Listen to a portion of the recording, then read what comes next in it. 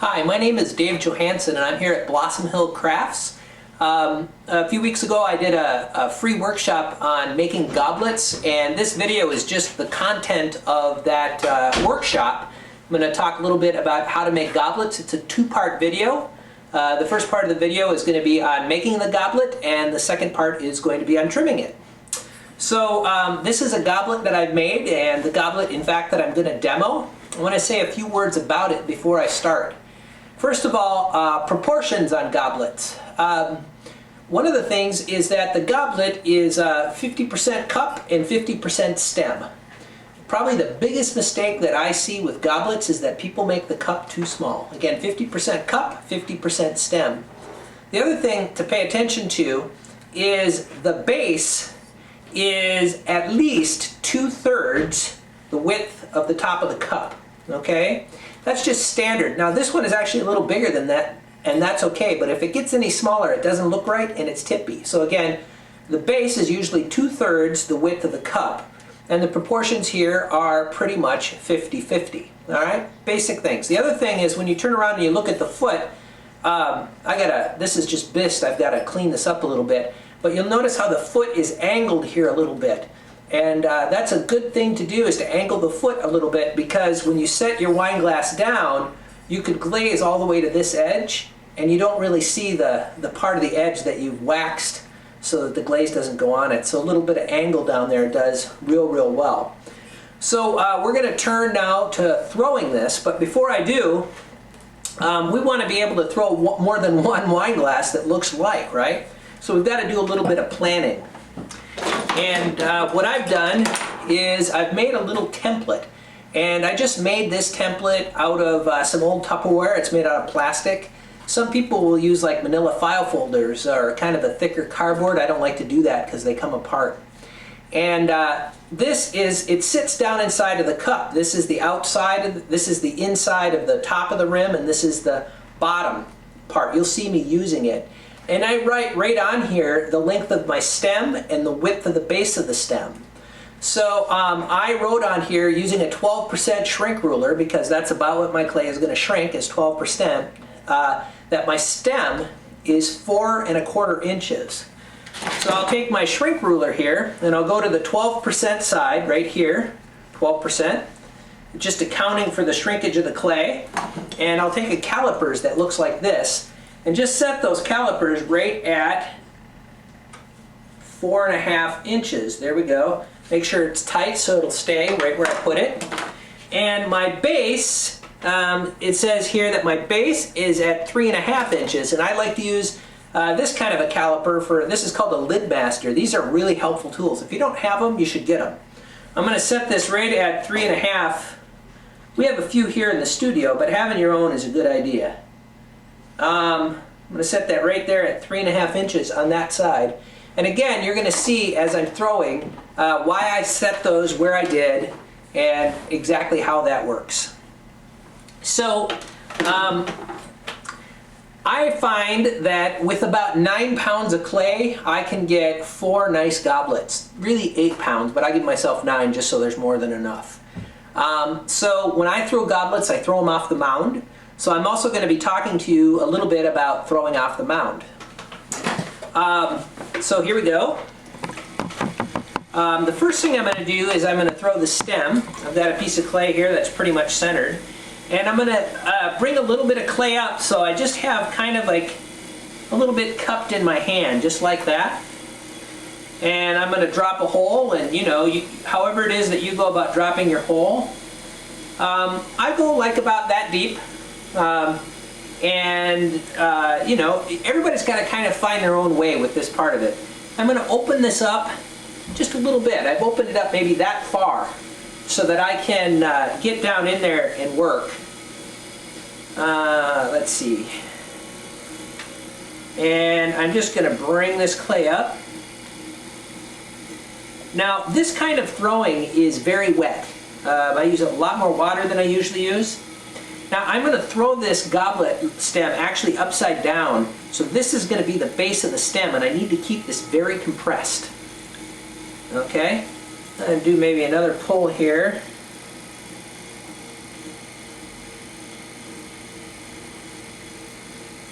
There we go. And remember how I showed you the foot of the stem at that angle? I'm going to set that angle right now and nice and compress it and get it real good. Okay? Now I want to get the outside of this goblet stem real wet, and the way I do that is I just set my hand right alongside and squeeze the water, and it goes right down the side. I'm going to collar this, and as I collar it, this needs a lot of support.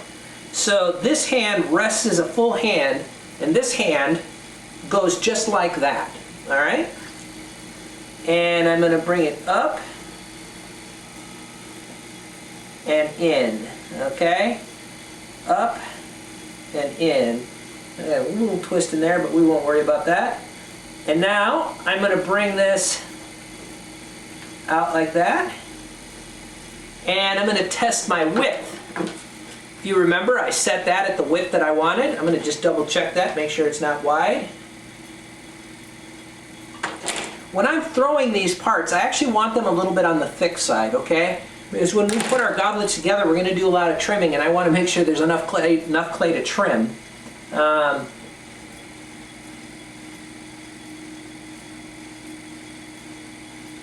right, we'll check that again. And see, I got just a little bit more to go.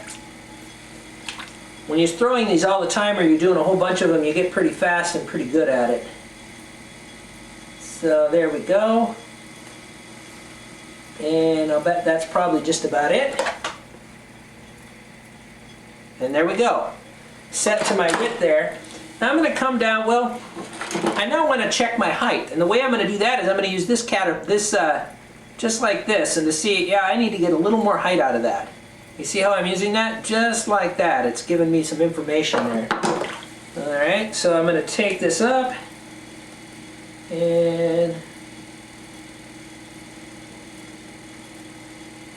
kind of carefully get myself a little bit more height there.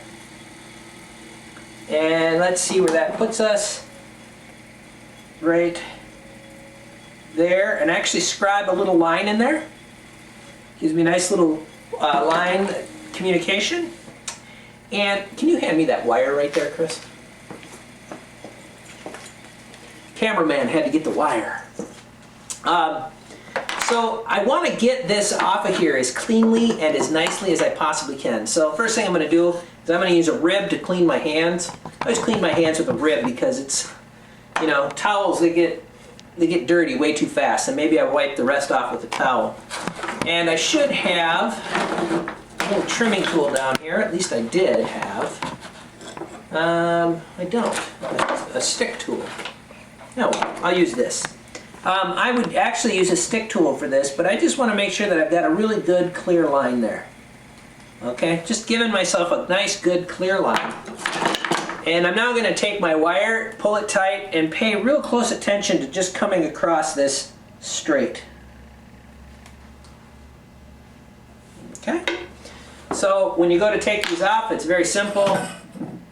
You just tip them back, pick it up, and set it down. Voila. That is goblet stem 1.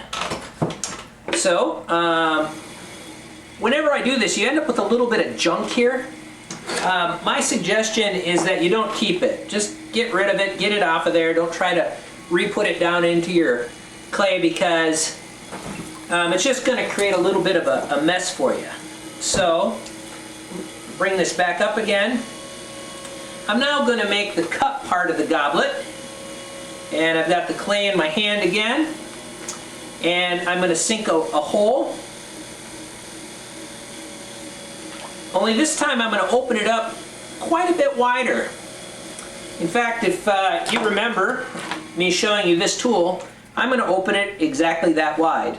So I got a little more to go. There we go. And a little bit more. And that'll do it right there. So my goblet, this is the bottom of it, but the goblet is actually a little bit round on the bottom. So this is measuring the flat part of the bottom, but I'm going to now push in a little round indent on the bottom of that. Okay? So I just take a second and do that. And I want to go over my round dent 2 or 3 times, because when you're throwing off the mound, if you don't compress, you'll end up with S-cracks. And that's all bad. The other thing is you don't want to let water sit in the bottom of that cup that you're throwing there. So now I'm going to lift this up.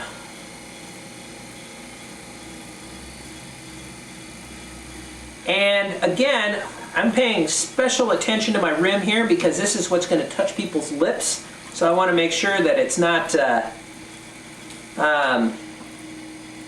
all nasty. Nobody wants a nasty. And maybe start bringing that out a little bit as I pull it up. And there we go. So now I've got this tool, I can kind of check myself.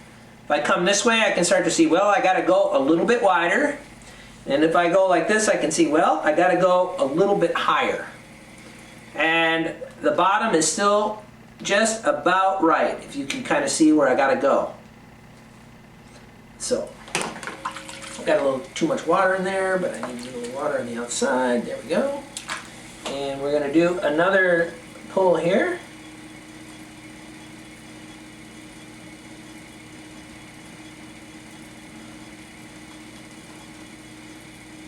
There we go. And let's see. Just a little bit out, and we're going to be golden. I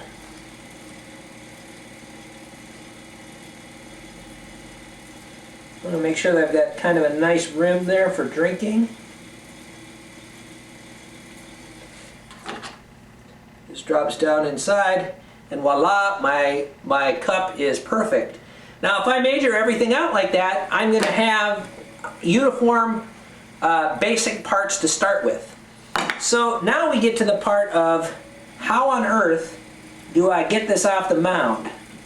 You see how I'm just pushing that clay down there a little bit? I would usually use a stick tool, but for some reason I got here without a stick tool. So you can just push it down just like that. You're going to take your needle and you're going to stick your needle right down through the bottom down here and wiggle it. And when you wiggle this needle, as you look down there, the question is, do you see the clay wiggling at the bottom? If the answer is yes, then you need to go a little bit deeper. Okay, but I'm pretty good right there. So I need to remember where that measurement is. You definitely don't want to get this too thin when you're throwing a goblet. So I'm going to come back here, and again, it would be easier to use a stick tool, but I'm just going to give myself a nice little mark right where that is, just like that, so I know. Again, I'm going to take my wire. Well, first I'm going to clean out my hands. I'm going to take my wire. I'm going to get my wire as flat as I can. Come across. Take my cup. Tip it back. Grab it. And voila. I have got my top and my bottom good and ready to go, and I can just start centering this up and move right on to the next one, however it is that I want. Thanks again, I'm Dave Johansson, and this is Blossom Hill Crafts. Stay tuned for the next video on how to put these two parts together.